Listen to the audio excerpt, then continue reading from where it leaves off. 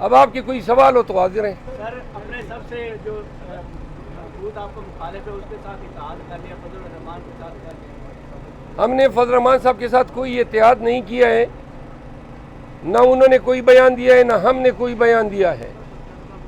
فضل الرحمان صاحب نے بیان دیا ہے کہ ریگنگ کے خلاف ہم پروٹیسٹ کریں گے اور ریگنگ ہوئی ہے، اور انہوں نے دوسری بات کہ پی ایم ایل این سے یا پی ڈی ایم سے اپنے راستے جدا کیے ہیں اور اپوزیشن میں بیٹھنے کو ترجیح دی ہے.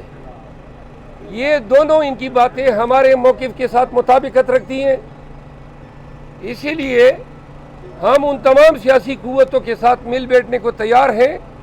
مولانا فضل الرحمان صاحب کے پاس ہم پہلے بھی گئے تھے، لیکن جب اس وقت گئے تھے تو انہوں نے ہمارا مذاق اڑایا تھا. آج حالات ہمیں دونوں کو اکٹھا بیٹھنے پہ مجبور کر رہی ہے. ان کو بھی ضرورت ہے اور ہمیں بھی ضرورت ہے.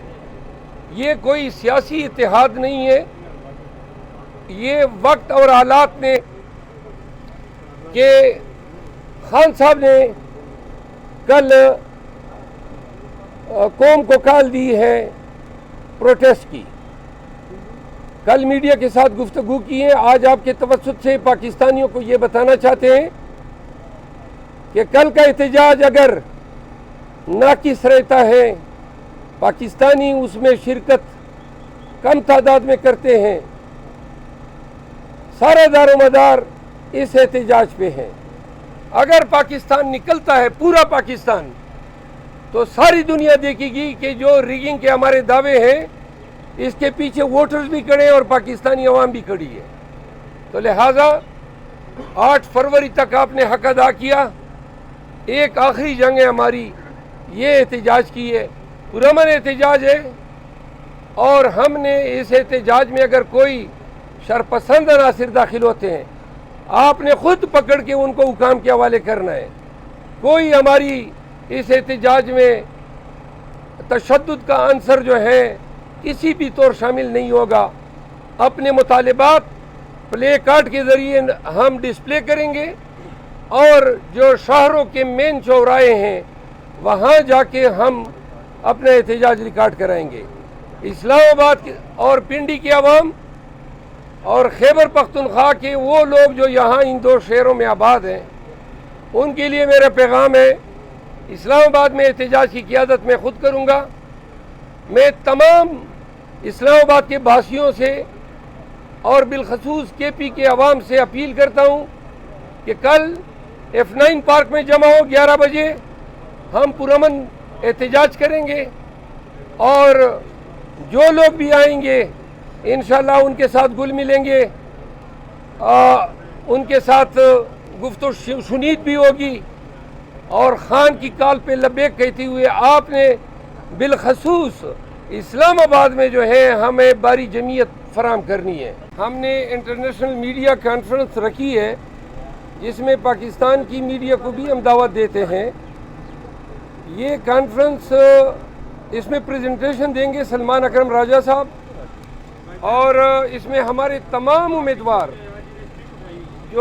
جو پاکستان تھوڑا سائڈ پہ ہو جائیں، جو پاکستان بھر سے صوبائی اور قومی اسمبلی کے ہمارے وہ تمام امیدواران جن کے ساتھ دھاندلی کی گئی ہے اپنے اوریجنل فارم 45 سمیت میڈیا کے سامنے آئیں گے، بتائیں گے کہ ان کے ساتھ کیا ہوا ہے. ابھی عالمگیر خان کا حلقے کی مثال دیتا ہوں. عالمگیر خان ہمارے سابق MNA ہیں اور ابھی 1,11,000 ان کے ووٹ تھے، اور جو MQM کا امیدوار ہے اس کو 1600 ووٹ پڑے ہیں. تو کمال یہ کیا کہ فارم 47 میں 1,11,000 کو انہوں نے 1100 بنا دیا. یعنی کہ غضب کی کہانی آپ کو ملے گی.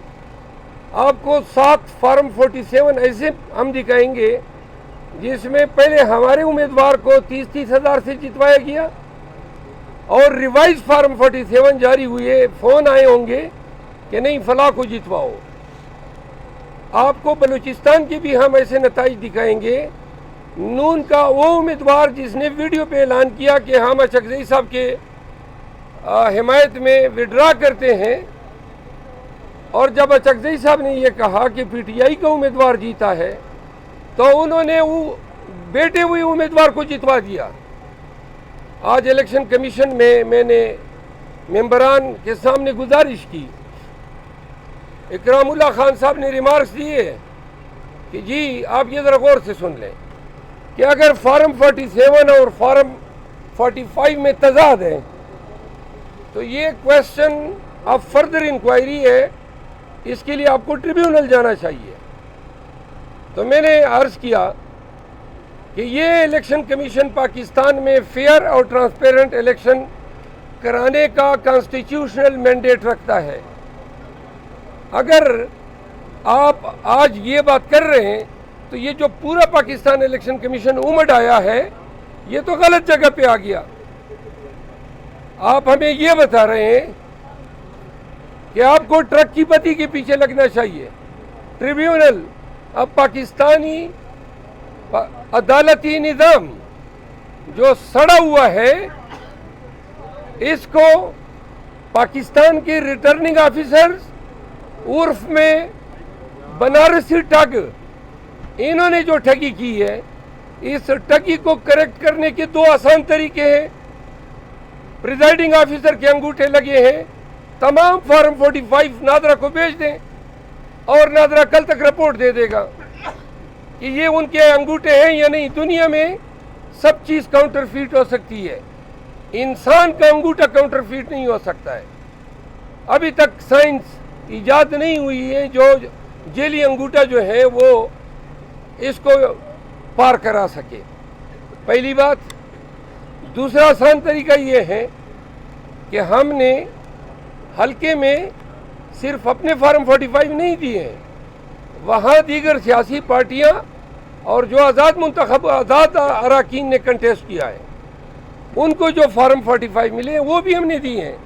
اب ایک کیس میں 22 فارم 45 ایک جیسے ہیں، ایم کیو ایم کے امیدوار کا ایک فارم 45 وہ کچھ اور ڈیجٹس بتا رہا ہے. تو یہ 22 غلط ہو گئے، اور ایم کیو ایم نے کہیں پر 6000 ووٹ لیے، کہیں پہ 5000. صوبائی میں 1100 سے ان کو کراچی کے عوام نے ایم کیو ایم کو یکسر مسترد کیا.